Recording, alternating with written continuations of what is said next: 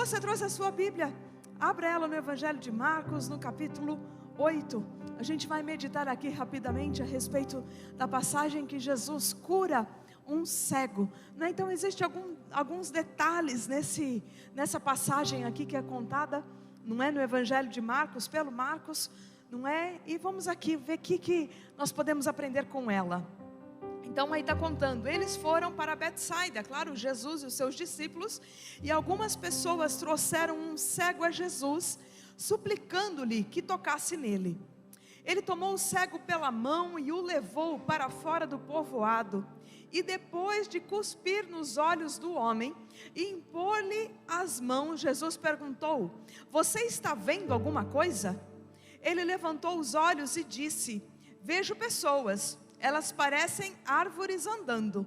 Mais uma vez Jesus colocou as mãos sobre os olhos do homem, então os seus olhos foram abertos e sua vista lhe foi restaurada, e ele via tudo claramente. Jesus mandou-o para casa dizendo: não entre no povoado. Olha aí para quem está perto de você, fala assim: não entre no povoado. Contra para outro, fala assim: não entre no povoado. Pode fechar sua Bíblia.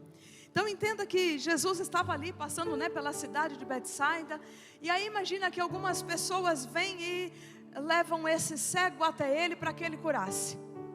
Porém, ao contrário daquilo que Jesus já havia feito com outras pessoas, não é? Com outros cegos, vou falar assim como o cego Bartimeu, que estava lá gritando: Jesus tem misericórdia de mim, Jesus tem misericórdia de mim, e o povo mandava ele calar a boca. Jesus: não, pode vir aqui, traz esse homem aqui. Aí o povo vai lá, empurra o cego Bartimeu. Jesus cura Bartimeu de uma vez só na frente de todo mundo. Porém, aqui com este cego, Jesus pega ele pela mão e tira ele do meio do seu povoado, leva ele para fora. Imagina a cara de frustração daqueles amigos que levaram aquele cego para Jesus. Fala assim: ficaram sem entender nada, não é?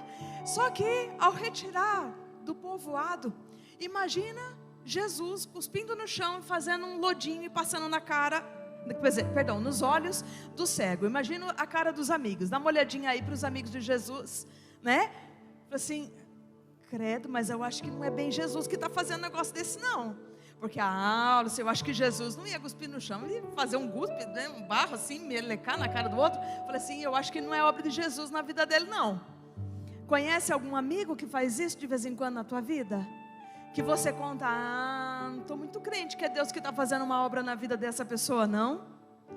E por causa disso, Jesus então retira aquele homem do meio daquele povoado e vai ter com ele à parte. Existem momentos na nossa vida que Deus não vai fazer milagres na nossa vida, não vai trazer restauração na nossa vida na frente de outras pessoas. Fala assim: Jesus vai te levar para lugares sozinhos com Ele.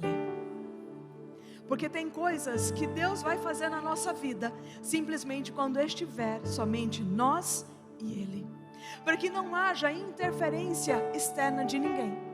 Porque justamente, entenda que Betsaida não era uma cidade qualquer. Jesus já tinha feito menção dela. Falou o quê? Ai de ti Corazim, ai de ti Betsaida, se os mesmos milagres tivessem sido feitos em Tiro e Sidom, elas haveriam se arrependido. Ou seja, era uma cidade incrédula.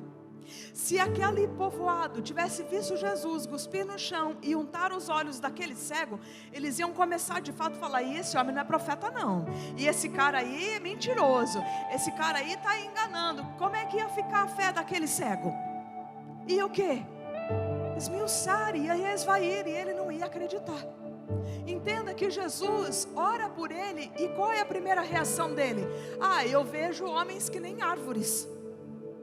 Isso ensina para mim e para você que nem sempre Deus vai agir, pode ser na nossa vida ou na vida da outra pessoa, numa única vez. Existem situações em que Deus vai fazer no estalar de dedos. Fala assim: tem situações que Deus vai fazer no estalar de dedos, mas existem situações que serão por processos. Mas isso não significa que não é Deus que está fazendo. Fala assim: mas fica tranquilo, não significa que Deus não está fazendo. Então Jesus trabalha na vida desse cego dessa maneira, não é de maneira processual, tirando ele do meio daquele povo. Entenda que Jesus também fez isso com a filha de Jairo. A hora que ele chega lá, que a menina está morta, aquele povo zomba dele quando Jesus fala, a menina está dormindo, mas aí ele fala assim, não, pode sair todo mundo daqui. Por quê? Porque quem não vive no mesmo propósito nosso, não dá para continuar andando junto. Porque essas pessoas simplesmente vão limitar a obra do Senhor nas nossas vidas. Elas vão trazer interferência. Então não se preocupe, se Deus afastar da sua vida pessoas, fala assim, não se preocupe se pessoas se afastarem de você. Fala assim, é o próprio Cristo que está fazendo isso, para completar a obra dele na tua vida. Mas Jesus disse mais para aquele cego, que agora não era mais cego. Disse o que para ele? Volta para casa, mas não entre na aldeia. Tem muitas pessoas que elas vão para Cristo e depois elas querem voltar para o lugar da onde elas saíram. E aí o que acontece? Elas não estão prontas. Elas ainda não estão formadas. E elas voltam a ficar cegas espiritualmente novamente. Quando Jesus fala para ele, viu, você volta para casa, lá para o meio dos seus, conta lá o que foi que eu fiz.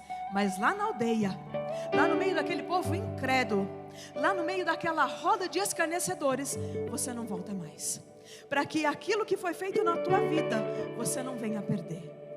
Precisamos tomar cuidado para não voltar a meter os nossos pés em lugares que o Senhor já nos tirou.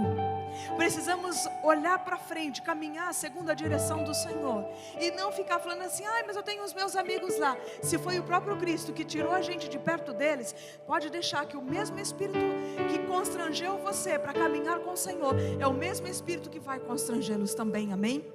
Então olha aí para quem está perto de você e fala assim, não volte para a aldeia, não volte para o lugar que traz cegueira espiritual para você, que limita a tua visão e que impede dos milagres sobrenaturais de Deus acontecerem na sua vida. Fala assim, não volte para a aldeia, mas permaneça separado, vivendo o propósito de Deus para a sua vida. Qual é o melhor lugar para a gente estar? Fala assim, no centro da vontade de Deus. Precisamos tomar cuidado com as desculpas que a gente acaba dando para nós mesmos, amém?